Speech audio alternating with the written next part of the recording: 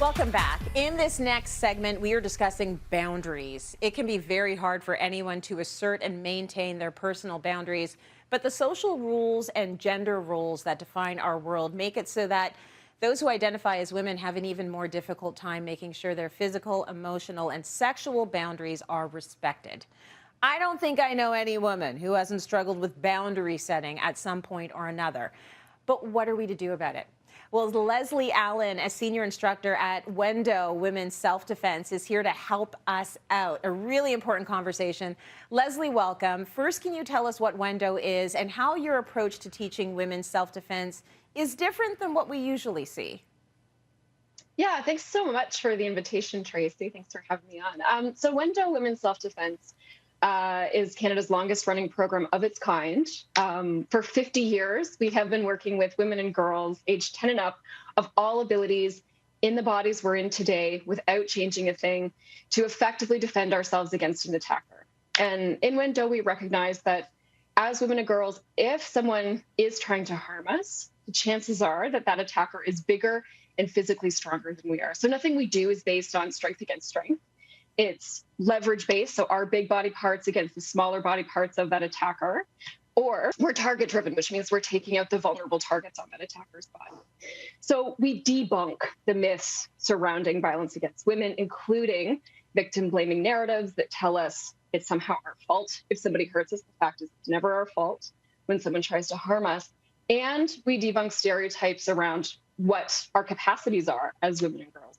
And as far as boundaries go, right, we work to undermine that narrative that tells us if we set a boundary, if we make a fuss, we're too much somehow. And then the fact is, the sooner we give ourselves permission to honor our boundaries, the sooner we give ourselves permission to say no, to run away, to fight back, the safer we actually are. Okay, I love this. So you're connecting with that gut feeling, which is something so many of us ignore. And I know that growing up, when I was younger, like even taking the bus, and if I'm wearing a skirt and there's a guy sitting across from me and he's trying to look at my skirt, it's like I don't move because I don't want to make a fuss. I don't want to cause a scene, which is insane because I should be worried about myself and protecting myself. But we're sort of taught this line that women should not be impolite and that we shouldn't cause a scene and we need to be okay with it and we should not be okay with it. So let's talk a little bit about sort of leaning into our intuition and trusting our intuition, which is such an important part of the work Wendo does. Yeah, and that experience you're describing, Tracy, you're so not alone in that, right? I think the majority of us as women and girls have had the experience of somebody crossing a boundary like that. And I think it's really important for us to know that it's also not our fault when that happens, right? It's entirely the wrong of that aggressor. So when we talk about setting our boundaries, there's a couple of tools that we use in Wendo to help give ourselves permission to do that. And one thing is recognizing, number one, that there are myths around where and when and by whom violence against us is most likely to happen, recognizing that 80% of the time, if someone's going to harm us, we are likely to know that person.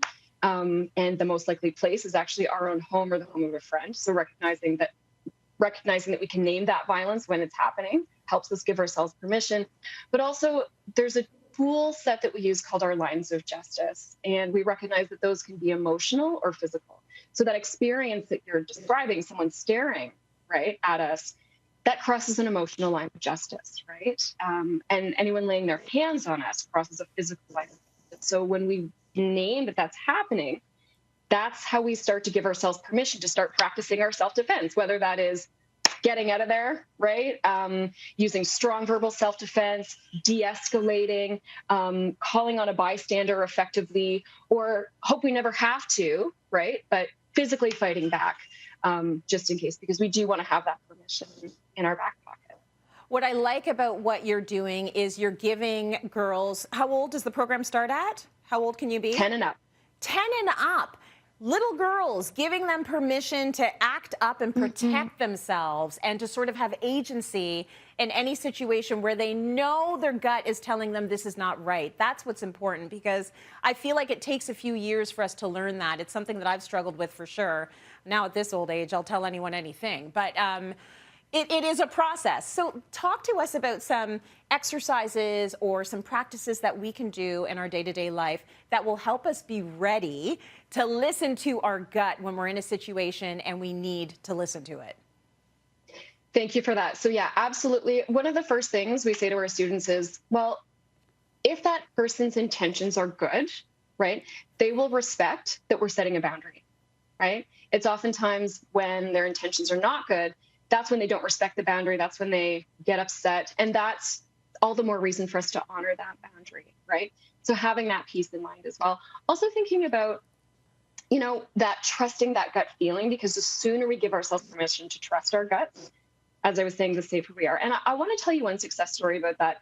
There was, a teenage woman waiting in front of her elevator of her apartment building. She had her backpack on, and a guy she didn't know came and stood beside her. And she had this feeling, right, of I don't want to be on the elevator alone with him, but I don't want to feel impolite, right? So we're just talking about how most of us are socialized, right, to be more polite than concerned for our own safety and our own feeling, right? Another woman joined the queue. They all got on together, but the other woman was getting off at an earlier floor, and the young woman thought, well, now I'm going to be stuck on the floor with this guy. She ended up getting off at the floor that the other woman got off of. And as she did, his hand reached through the elevator doors, grabbed her by the backpack, and tried to pull her back into the elevator.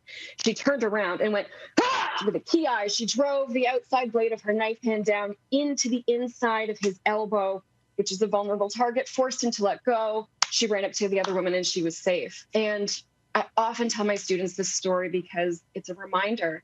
The sooner we give ourselves permission, as she did, to get off the elevator, right, the safer we are, right? So remembering, honoring those boundaries as well.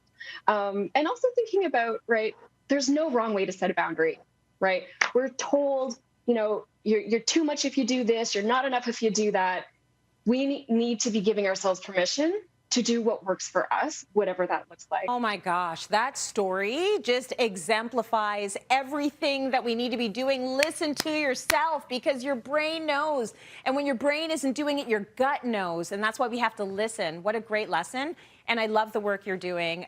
Fantastic tips. Thank you, Leslie.